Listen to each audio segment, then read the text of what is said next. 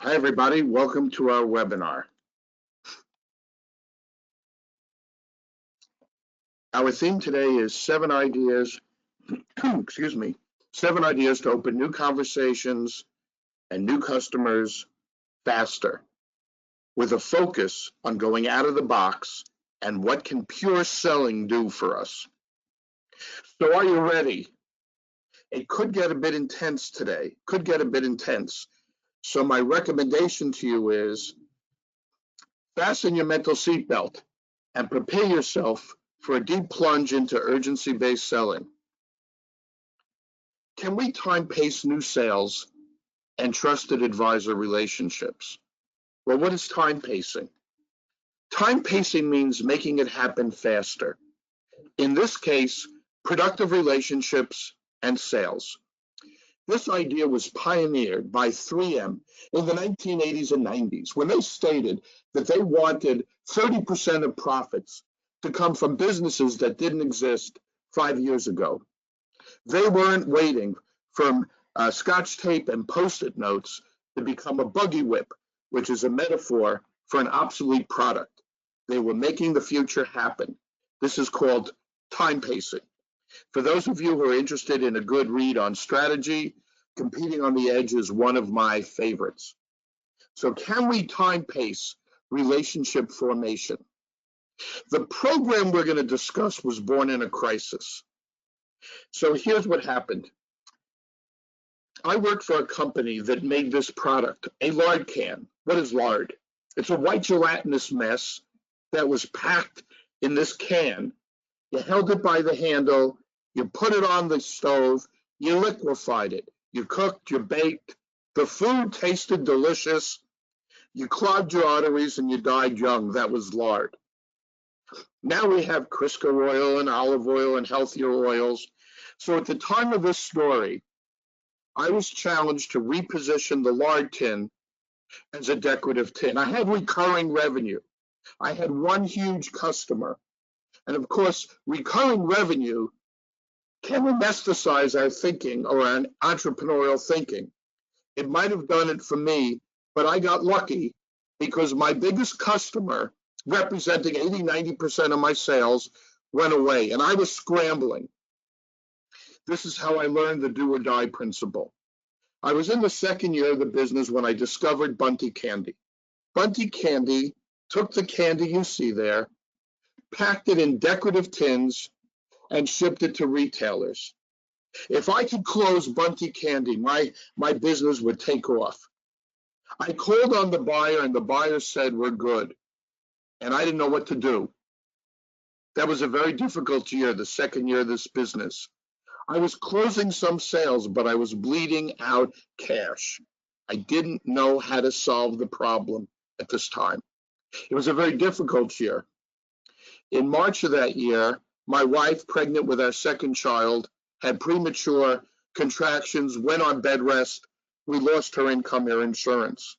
In the summer of that year, the engine had cracked on my car, and I had no car. I was in emotional freefall. I didn't know what to do. I was facing failure. And time permitting, later in this short webinar, I will tell you how I solved this problem.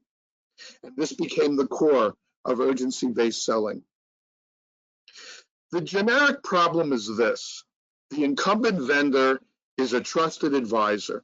And it's like we're at the bottom of the soccer field trying to kick the ball upfield, and the competitor just has to roll it downhill.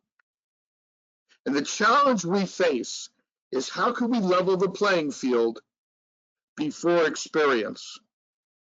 So the first idea I have to offer of 7 is 4 transformational words, 4 words that could revolutionize your life if they're new to you. You could be having a bad day, a bad week, a bad month, a bad quarter, and this could transform your life. What are the words? Bold vision, bold behavior. Are you being bold enough in your vision? Are you being bold enough in your behavior? An example. When I solved the Bunty Candy problem, 10 years later or so, I hired a new accounting firm. The accounting firm invited me in to sell me a higher level product. After the 1 hour presentation, I said to the named partner, Bert, I said, is this how you normally sell? And he said, yeah. It was pretty good, wasn't it? I said, gee, I thought it could use work. I called Bert back a couple of weeks later and I said, Bert, you and your partners, CPAs, you had 6 partners, you need to hire me to teach you how to sell. Well, they liked some of my ideas, and so they invited me in, and this in short form is how that meeting went. So Andy, have you ever done this before for CPAs? No. Do you have any testimonial letters that can show us the success you've had with this kind of program? No. Have you ever done this at any time, anywhere, for anyone? No. Do you have some curriculum you could show us to give us an idea of what the program would be like if we hire you? No. Then what makes you think you could do this? I said, gee, you presented to me. Here's how you presented. Here's how it could be. I could close the gap. Well, they were curious about my ideas, but they didn't know what to do with me. So here's what we proposed. They took me out on a sales call. My objective was to look, listen, and then debrief afterwards, see if I could help them. For the first hour of the sales call, they were trying to close a manufacturer. I followed my directions, and then I couldn't take it anymore. I raised my hand. The partners melted, the CPAs. The owner of the manufacturing firm said, gee, I was wondering if you're going to ever talk. I asked 2 questions and I closed the sale. And about a month later, these CPAs hired me. During the 6 months we worked together, their closing ratio went from 20 to 80%. Accounting Today is an industry publication.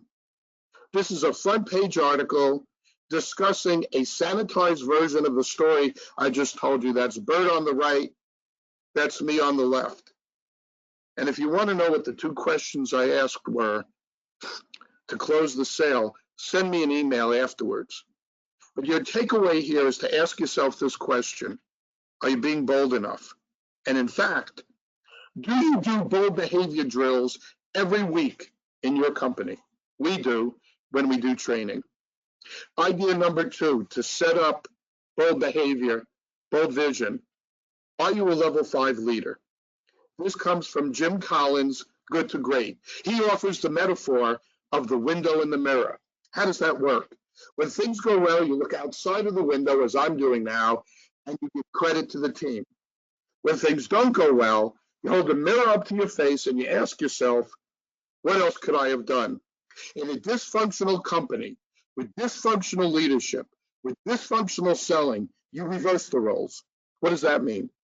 When things go well, you look in the mirror and you pat yourself on the back and say, wow, I'm great. And when things don't go well, you look outside the window as I am and you wonder, who can I blame?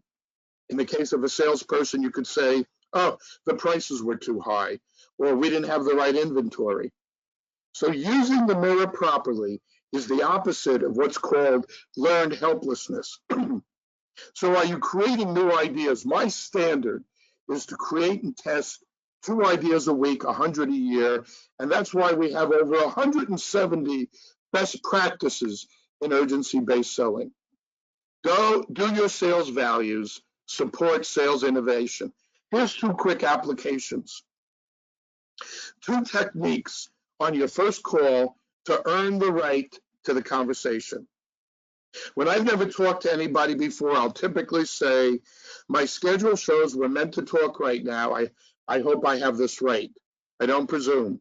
And more importantly, when I set up the call, at the very beginning, I tell my prospect, you'll be glad, my objective for the call is, you'll be glad you took the call, you'll have takeaways. A major prospect vanishes. After a great first call, radio silence. What happened? Why does this happen? Does it happen to you? Could it be you're an option? What does that mean? We have a great first call because the prospect is evaluating us as an option. After that first call, they feel they have all the information they need, and so they don't take our calls. Let's go for a moment to the standard sales call. The standard sales call has three parts. 1 to 7 sets up the serious conversation. More on that on a minute. When you set up a serious conversation, you can do your fact finding. More on that in a few minutes. And once you've done your fact finding, you can manage the opportunity and close the sale. To set up the serious conversation, to deal with this problem of the option, let's go to step 5, the freebie, where you bring wisdom. What is the wisdom that you bring to every sales call, right? Type 3 knowledge is wisdom. So type 1 is what the prospect knows. Type 2 is what they know they don't know. And type 3 is what they don't realize they don't know. Are you bringing type 3 wisdom to every sales call? You see, if we're just selling, and this is idea 3, if all you're doing is selling and they've identified us as an option and there's a timing issue, there's no need to take our call, right? But if we bring wisdom to every call, now we're a consultant. So there's two paths here. There's the consulting path and there's the selling path. So in a typical seminar, we did this last Friday as we do it every week. What's the wisdom you discovered this week? What's the wisdom you brought to the conversation? Idea 4, the magic moment of access. What do you do in the magic moment of access? What is the magic moment of access? You've met a client's needs. You've confirmed they're delighted. There are no further needs. Now you have a magic moment of access. What do? Way too many salespeople are in project management mode. So what do? They call, they make sure, did you get the proposal? Did you get the sample? Did you get the blueprint? Prospect says they're happy, they move on. They run right past the magic moment. What can you do in the magic moment? If the client has been pigeonholing you, if they've been buying A but not B, this is a great moment to ask about B, break the pigeonhole. It's also a great moment to ask for a warm introduction. Are you asking for and getting warm introductions? Why is it important to ask? Because big fans are the superhighway for growth in our business. Consider Sally's story. Sally worked for a client. She did half of the sales. She managed half of the sales. She covered Johnson & Johnson, the Band-Aid people. There were actually 15 salespeople. We all had the assignment. Bring in a warm introduction. That was the assignment. 2 weeks later, we're in one-to-one coaching. So it's webinar with a homework. 2 weeks later, one-to-one coaching. Hey, Sally, how'd it go? Did you get any introductions from J&J? No. Okay, first try. How many people did you ask? Nobody. Didn't you know we all had an assignment? We were all supposed to ask for warm introductions? Yeah. So what happened, Sally? Now she gets very animated. Andy, you don't understand. When I was hired 22 years ago, my job was to wait for the phone to ring. When the phone rang, I drove it to Johnson & Johnson, took care of their needs, and then I came back and I wait for the phone to ring again. I said, I got it. That was your assignment. But you are blocking the superhighway, Sally, because big fans are a superhighway. You're the only one who calls on Johnson & Johnson. We're only selling 3 of 80 divisions. If you don't ask for warm introductions, nobody will ask for warm introductions. So you need to make a decision, Sally. You want to stay in this position with this compensation or move elsewhere? Well, Sally wanted this job, and believe it or not, 2 weeks later, she had a warm introduction. So here's another takeaway for you. Are you asking big fans for introductions in the magic moment of access? I had a client that was an engineering firm, 32 engineers. We split the deck, 6 months with half, 6 months with the other half. Andy, you don't understand. We went to engineering school to learn how to design bridges and roads. We got 50 warm introductions and 50 testimonial letters. Are you asking big fans for introductions in the magic moment? They're one of your strongest selling assets. Idea number 5, better qualification of your pipeline. Payments in kind, PIKs. So it's what the prospect does to show that he or she or they are serious about the interaction. What are some examples? They introduce us to another decision maker. They invite us back for another meeting. They visit our facility. They let us visit their facility, tour their plant. They check a reference. What is the behavior that your buyer does to show they're engaged? Because it's a contact sport selling. The rule is go for the strongest payment in kind to which you've earned the right. We've already covered one way to earn the right, through wisdom. So here are two thought questions. When you do a pipeline review, do you qualify with PIKs? We once had a salesperson with $7 million in the pipeline. The target was $1 million, and he was failing. When we did a PIK review, we found $7 million collapsed to $700,000. It was all BS. And then again, the question is, how do you earn the right to a strong PIK, a payment in kind? Let's turn our attention to that with idea number 6, the idea of the false summit. The prospect is typically on that lower mountain that you see on the left side of the screen. And on the right side of the screen, there's the higher mountain of well-being to which we can take them. And that is the core of selling and persuasion. The prospect's looking down, and we need to get them to look up to see the higher level of well-being to which we could take them. This creates urgency to act. This gets us access, and most importantly, it gives us moral certainty in our work. Better discovery, idea number 7. If you've set up a serious conversation, if you're getting PIKs, are you asking good questions? I want to mention just 2, the why and the why now. The why are you talking to me, identifies the internal urgency. For instance, my incumbent vendor is shipping late, but the why now is the trigger point. The why now is the trigger point. It's the external urgency. So it might be, last week, last straw, the camel's back. Your competitor shipped late and we lost Walmart. That's the difference between the why and the why now.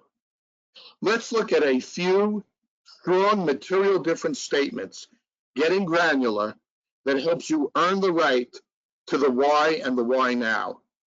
We had a billing and collecting client, and we were able to prove that our clients grew 20% faster than the industry average. We sold advertising in magazines, and we were able to show that 30% of our readers kept the magazine by the computer when they do online research. And in a market, and in a year, when sales went down 7%, our sales went up 55%. We have analyzer machines for process production. We maintain 99.9% uptime. These are hard-hitting statistics, material difference statements that bring the prospect to a higher level of well-being and earn the right to the fact-finding to find out why and why now. A strong method to follow up at the end of your meeting is to always ask, what are your takeaways? Are you asking the prospect this? And if there's interest for anything, you do the fast track move. The fast track move is, hey, I'm glad to hear you're interested. Is this fast track or back burner? Let's return to the Bunty candy story. Remember, they were buying $1 million worth of those cans, putting the candy in it, shipping it to retailers, and they said to me, we're good. And I was going down the tubes. I was like George Bailey at the bridge in It's a Wonderful Life. And then I asked myself this question, who is the real decision maker here? See, I had a bold vision. I had these wonderful images, these Santa images. Well, Bunty Candy didn't want them, but I figured that the retailer might want them, and that was the final decision maker. So with my last marketing money, when I was going down for the 3rd count, I made a special package of my bold vision. I went around Bunty Candy. I went to the retailers. I went to 400 retailers, and I got lucky. One of the 400 retailers, the food buyer was interested in my special offer. I bet you could guess who it was. That's right. It was Walmart, and they wanted it now. They wanted it now with urgency. My business, because of this, grew 10 times in about 4 years. Bold vision, bold behavior. Well, we know that Rome wasn't built in a day. Let's review what we discussed. Think about what your takeaways were, if any, from today. We have been talking about what pure selling can do. Are you bold enough in your vision? Are you bold enough in your behavior? Are you a level 5 leader? When things go wrong, do you hold a mirror up to your face and say, what else could I have done? Or do you look out the window and blame someone else? Bring wisdom to every single meeting. In fact, your objective should be the prospect is glad they took the meeting with you. What do you do in the magic moment of access? Are you asking for introductions? Use PIKs, payments in kind, to qualify your call as serious, not safe. Build urgency. Earn the right to the PIK and to good fact-finding by showing the full summit. Do better discovery when you're in a serious conversation as measured by PIKs. Be sure to ask the why and why now question. At the end, ask for the takeaways and then do the fast track move. If you want to know the 2 questions I asked to close the sale, send me an email. We have a new 4-part free program, 4-part wisdom program, where I'm giving away more ideas. It's 15, 20 minutes a week for 4 weeks. If you're interested, write to me about it. And if you want to participate in our Selling of the Future seminar, our survey, send me an email. That's just about it for today. Our next webinar is 6/13 at 10:30 a.m., Exceeding the Selling Limit. Are the police calling your firm because you're exceeding the selling limit? What makes you unstoppable? Any questions, write to me at andyg@urgencybasedselling.net. That's it for today, folks. Have a great month selling. Thanks for joining us.